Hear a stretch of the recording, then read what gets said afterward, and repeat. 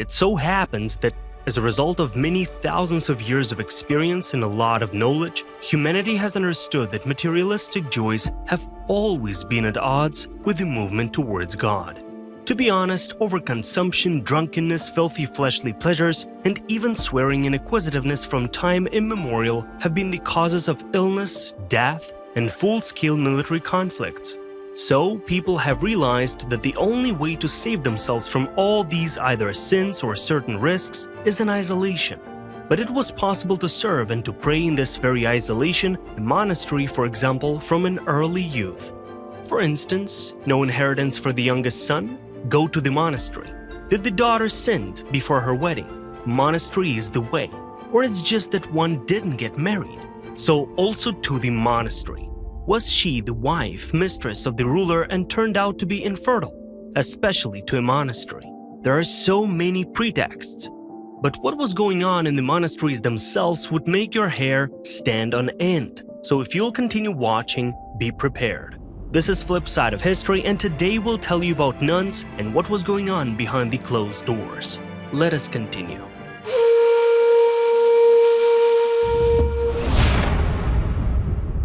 Features of life in monasteries that will surprise you. From ancient Greek, monk means lonely. That being the very principle of the monastery is the custom of solitude of a person so that no one of others distracts him. It is no coincidence that each of the inhabitants has its own separate room, cell, and it's fully empty. The cell is in fact associated with emptiness. A medieval monastery and a nunnery too resembled a kind of fortress with strong walls and could withstand an assault or siege in case of necessary. There are many reasons for this, but the main one is the significant monastic wealth, which was used by a lot of people. At the same moment, it was much easier to keep the nuns within the framework of the common rules. In general, the idea was that nuns should live exclusively on the territory of their communities, minimizing contact with the lay people. Communication with men was especially strictly forbidden. It's easy to know why, but nonetheless, it was often the other way around. There was another restriction adopted specifically for convents. Nuns had to sleep in separate beds. This peculiar moment was introduced due to the fact that in the Middle Ages it was believed that a woman was more addicted to carnal pleasures than a man. What did nuns do? The edicts usually prescribed a very difficult and outright uncomfortable life for the nuns. It was believed that having accepted monasticism, they renounced worldly temptations and carnal pleasures, and thus should live accordingly, without comforts and pleasures. Each single day, the nun had to attend several, usually about 6, services, the earliest of which could begin at 2 or 3 a.m., and the last one would end around 8 p.m. On church holidays, services took longer. In addition, it was imperative to devote oneself to prayers and godly connection in private. Often there were only 4 to 5 hours a day for sleep. It's pretty understandable that the nun's clothes were supposed to completely deprive her of attractiveness from perspective of femininity. This is temptation. Ordinary clothing was a spacious long robe, cassock, and necessarily a kerchief, cap or other headdress that completely hid the hair. Cosmetics and jewelry were excluded. The rules of some monasteries required clothing to be made of coarse fabric.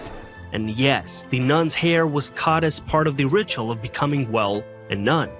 The food had to be of the simplest sort, it was prepared on the spot, and it was taken by everyone together in the common dining room. Many fasts were required and meat was, as an unwritten rule, considered an undesirable product. Most of the rooms were not scorched. It was believed that all the nuns were in essence sisters, that is, fully equal to each other. In reality, though, there were many women from noble families among them.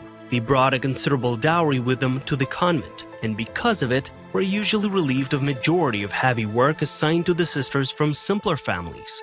Sad to admit, but education was also not very common among nuns. It was more often men who were engaged in writing and creating books, and if it was done by women, then usually it was really privileged nuns. Among this minor category, there were indeed very educated people. Forbidden things within monastery walls. Even in our days, not much is known about the practice of monastic life. Anything could happen outside the monastery fence. The most frequent forbidden practices were rituals that resembled pagan ones, such as joint feasts of monks and nuns. drinking, dancing, and games with sexual connotation. There was a period when people even turned a blind eye to this. But despite a long period of not paying attention to this, in the 12th century the rules were tightened. But still rites like the ancient Saturnalia stand firm. Let's say in France, where this reigned until the 17th century. In some monasteries, abbesses and senior nuns practiced outright exploitation of juniors in truly sadistic punishments. Young novices were forced to do all the work in the convent, while they themselves rested or indulged in sexual deviations. There are known cases, thank God they were not truly popular, but still when abbesses forced nuns to sell their bodies to someone. At Littlemore Monastery in Oxfordshire, this was reportedly practiced on a regular basis from its foundation in 1245 until the exposure of a particularly enterprising abbess in 1517. We know that you already are well aware of what kinds of punishments existed in Middle Ages. And no, convents and monasteries were not an exception. Offenders in monasteries were put in shackles, kept in cages where it was impossible to stand up to their full height, even walled up in walls or buried while still breathing. Yes, medieval justice system allowed for such punishments, but the fact is that it was done quietly, without a trial, and it was an ordinary thing to use the convent as a women's prison. Hidden from public eye's life of nuns. Women and even young girls were in a lot of cases sent to the monastery completely against their will. Women who were considered useless or without a dowry were exiled here. Parents could simply dedicate their daughter and pretty much decide for her that she should be devoted to the church lifestyle as a kind of donation. It is fully expected that such girls did not at all strive to observe celibacy and strict rules and tried to constantly cause problems. But we must repeat, the conversion of a monastery into a fully operating house of carnal pleasures, as at Littlemore, was still rare. But Boccaccio or Franco Sacchetti, who tell stories about the love affairs of nuns in their novels, are not misinterpreted information or myths.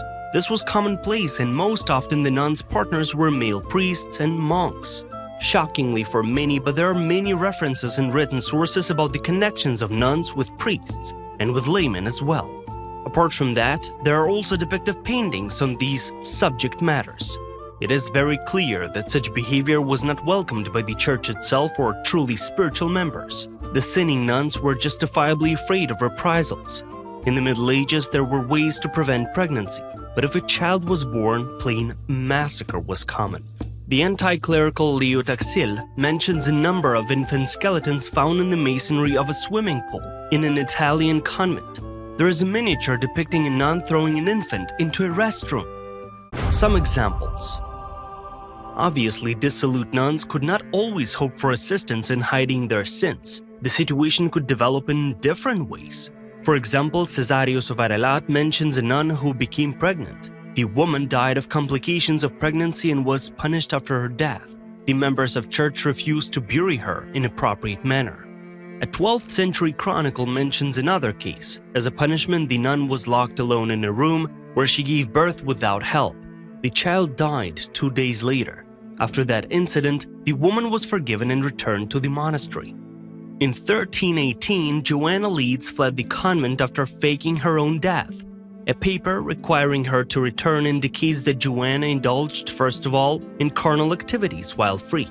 But the next case is absolutely of outrageous nature to say the least. Catherine Wells, the last abbess of Littlemore, sold off the convent property, cohabited with a priest, and even had a daughter by him.